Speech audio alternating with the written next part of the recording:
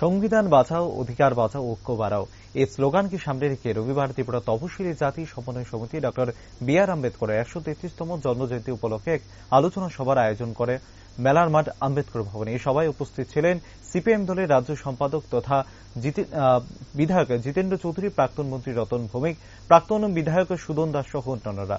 অনুষ্ঠানে বক্তব্য রাখতে গিয়ে জিতেন্দ্র চৌধুরী বলেন, দেশে বিজেপির শাসনে গণতন্ত্র ও মানুষের অধিকার বিপন্ন।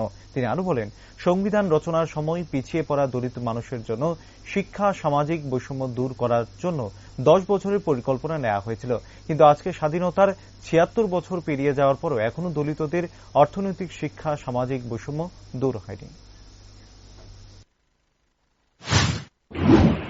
আমাদের সংবিধান বলছে তফসিলি জাতি, তফসিল উপজাতি, বিসি তাদের শিক্ষায় এবং আরো অন্যান্য ক্ষেত্রে এই সামাজিক যে বৈষম্য বা অসাম্য এ দূরীকরণের জন্য কিছু সংরক্ষণ দিতে হবে। হ্যাঁ, শুরুতে এটা 10 বছরের জন্য ছিল।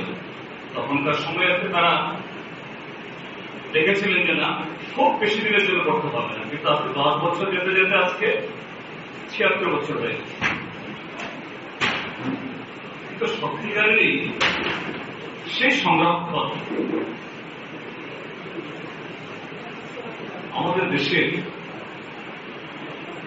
চাকরির ক্ষেত্রে, বিচারক নিয়োগের ক্ষেত্রে বা অন্যান্য ক্ষেত্রে ঠিক সেরকম সে অনুপাতে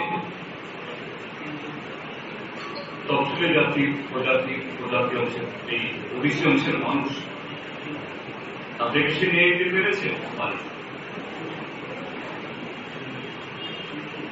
যখনই প্রশ্নগুলো এসছে তখনই আদালতে হয়তো আরো কোথাও গেছে। কিন্তু আমার দেখা যায়